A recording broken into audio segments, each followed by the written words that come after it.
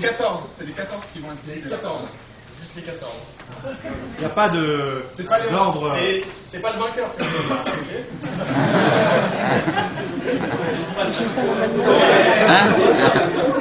Par ordre de pitch de vendredi soir.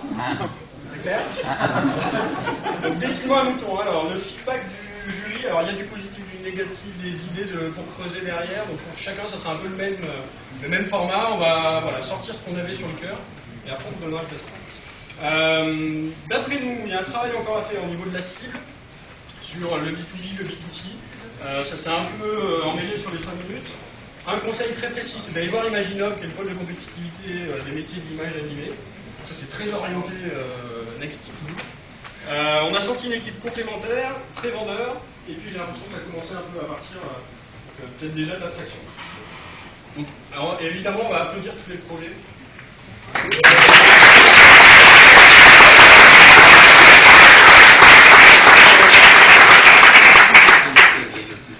Findease, une idée qu'on a compris assez rapidement, de dire on va gagner des choses en allant chercher des infos.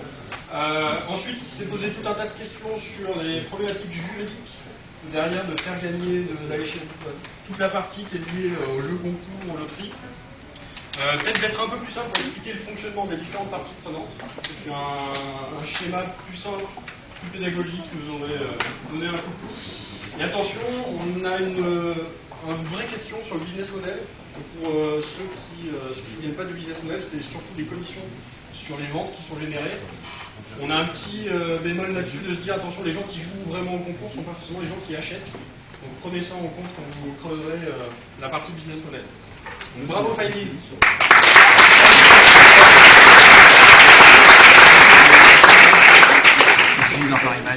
Diascola, donc l'intranet, le service pour toutes les infos au sein d'une école. On a adoré les constats. Je pense, pour être passé il n'y a pas très longtemps dans une école, je pense que c'est effectivement un vrai problème chez eux. Pourquoi pas élargir à d'autres écoles, notamment pour inclure les parents dans la relation sur les écoles plus élémentaires, collège, lycée. Je pense que vous avez pas mal de boulot à faire sur, quand je dis jeu, c'est le jury, hein, c'est le jury pour que vous avez peut-être mal compris le cycle de vente qui justement sur les écoles, notamment privées, risque d'être assez long. Donc essayez de voir comment vous pouvez peut-être contourner ça. Et attention à voir aussi la motivation des profs et des directions sur la durée, pour vraiment mettre à jour tous les contenus, et faire en sorte que ça ne devienne pas juste le 41e service qui sera tout. Bravo Diascola.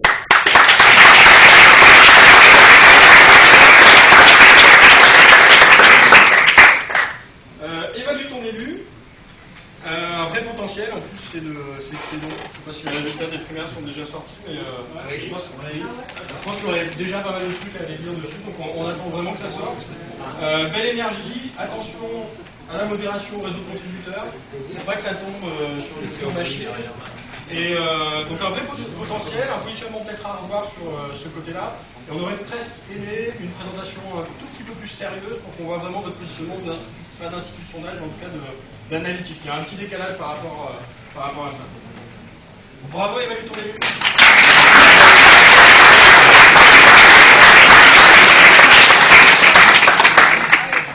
Scooby. Alors, Scooby, on a aimé l'idée, on attend d'être un peu plus convaincu sur la faisabilité.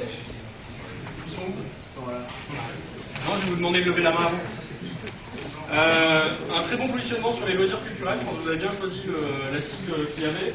On a quand même pas mal de questions sur, l'acceptation par les différents musées et parcs de la création de groupes un peu juste pour bénéficier du tarif, parce qu'à un moment donné, ils vont pas essayer de limiter ça. Et puis voilà, donc allez vraiment voir les partenaires et essayez de voir si vous pouvez vous plugger sur les API qui existent déjà. Ça, c'est le deuxième point pour ne pas réinventer tout le modèle de billetterie. Bravo,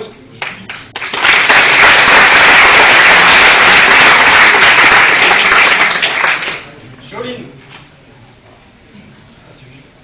Alors, Shaolin, c'est la plateforme HTML5 de jeux HTML5.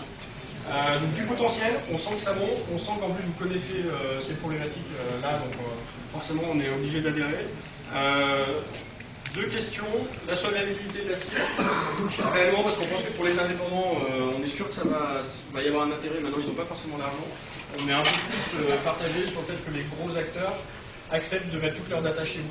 Et on pense que ça risque de devenir un facteur clé pour les gros studios, de faire toute la partie analytics et de comprendre les bêta-users. On se demande s'ils ne vont pas avoir plutôt intérêt à le faire eux en interne. Donc des choses à creuser sur ce positionnement. Et puis aussi peut-être de faire le tri.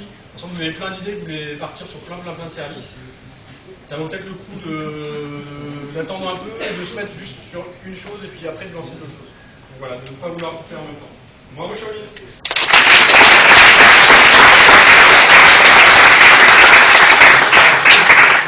Citizens, les sites web pour les villes. Un bon constat, c'est vrai que c'est le gros bordel.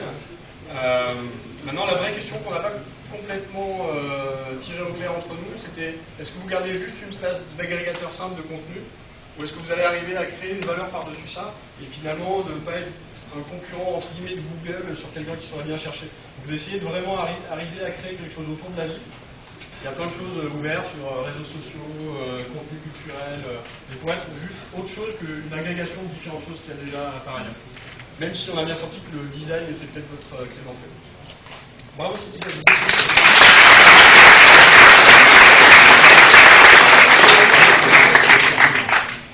Dressing Avenue.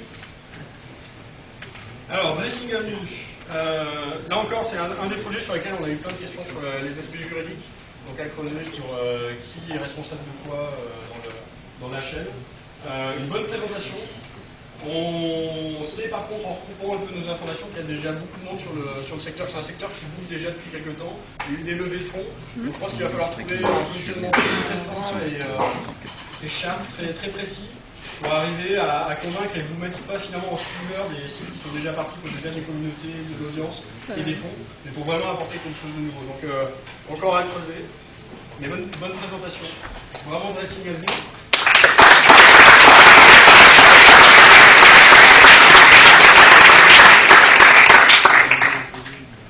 On se mate un film.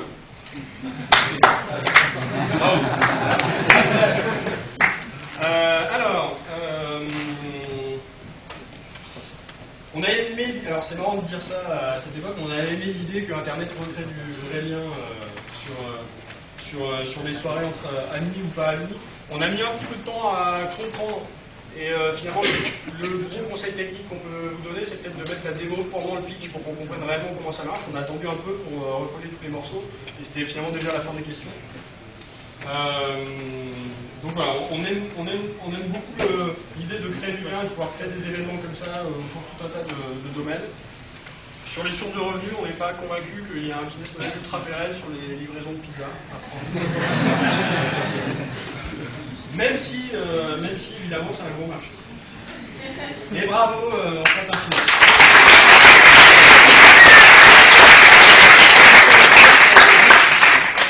Aristotile. Beau site, on comprend, le site s'affiche. Pardon ? Non, on a compris quel était le service. Attention à l'aspect reproductif. Là, on sent que vous avez quelques connaissances qui sont prêtes à le faire. La vraie question, c'est comment est-ce que votre métier va être de trouver les bonnes personnes et de le faire à grande échelle. Parce que votre positionnement, vu que c'est une plateforme, vous devez industrialiser. Des pistes sur est-ce que vous ne pouvez pas gérer les salles. Donc pas un réseau de salles de formation ou d'autres salles. Vous pouvez faire un peu de build sur les salles qui ne sont pas utilisées à certains moments. Pour leur apporter aussi des revenus, aussi les pousser là-dedans et apporter vraiment une valeur supplémentaire en facilitant la vie finalement de l'intervenant. C'était un peu le sens de nos réflexions. Et plein de questions aussi sur vraiment la sélection des professeurs. Parce que vous partez plutôt sur quelque chose qui est vendu cher. Il va falloir réussir vraiment à convaincre. Il y a simplement une petite page où on voit une vidéo de 2 minutes. On ne sait pas si ça implique les gens pour payer 100 € sur une formation. Voilà. Bravo Aristotle.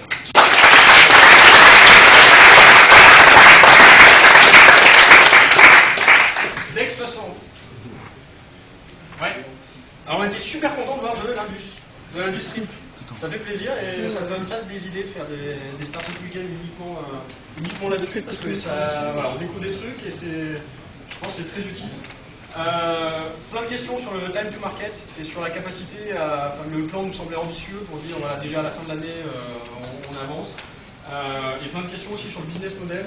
Ça a tourné un peu autour de ça, mais on pense que partir vers encore plus de services, de mettre des machines, et après par contre de vendre de la maintenance, des consommables, de la formation autour de ça, on pense qu'il y a des choses à faire. Donc, voilà, cycle client et business model peut-être plus service. Bravo d'expression.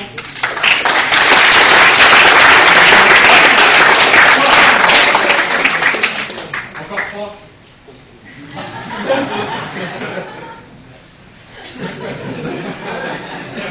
Ah, le numéro est bon, c'est grillé. C'est pas le numéro. Julie. T'imagines? Non, je fais 12 quelques. Moi j'essaie. C'est 0665. Alors, Formi. Ouais. Alors, Formi, la vraie question autour de laquelle on a beaucoup réfléchi et qui explique quasiment la vie. Non, je rigole. Tout le temps qu'on a pris. C'est est-ce que votre solution techno remplace vraiment l'humain que vous souhaitez remplacer? Ou en tout cas en le déportant. Donc c'est une idée sur le principe, ça me levait plein d'interrogations, on n'a pas les réponses, mais on sait que l'enjeu il sera là de dire vous allez mettre en place une techno, il va falloir faire la preuve que la techno est plus puissante que le jugement humain des gens que vous voulez remplacer. Plein de questions aussi pour vraiment identifier le besoin client. C'est pas forcément uniquement avoir des CV qui remontent, il y a peut-être d'autres choses à creuser autour de la référence active, autour de site de validation, trouver des experts qui pourraient valider d'autres candidatures. Plein de choses autour de ça. On a aimé l'aspect cooptation et on a envie de dire, just do it. Vous avez des réseaux, vous allez voir des gens qui cherchent qui vous le demandent, essayez de vendre quelque chose en mode service. Puis vous verrez bien s'il faut développer un site dessus. Il me semblait quelque chose d'assez activable, donc allez-y. Bravo, ailleurs Formi.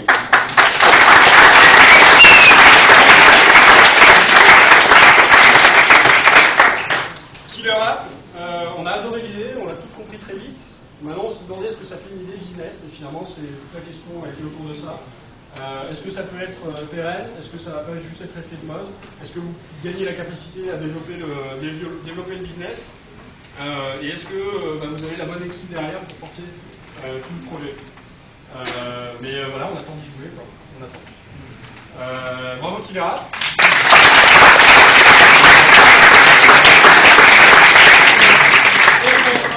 Et après, j'essaierai de vous réveiller. Fan à lunettes. Belle présentation, bien carrée, dans un marché qui bouge beaucoup, donc il y a clairement des opportunités. Mais il bouge beaucoup aussi. Donc est-ce que vous allez réussir à trouver la bonne place? Le lien avec les opticiens? Peut-être déjà de la diversification, peut-être de juste rester sur les montures ne sera pas suffisant. Et plein de questions sur la logistique. Donc voilà, en 54 heures, c'est sûr que c'était un peu juste. Mais plein de questions sur la logistique, continuez à réfléchir. Voilà.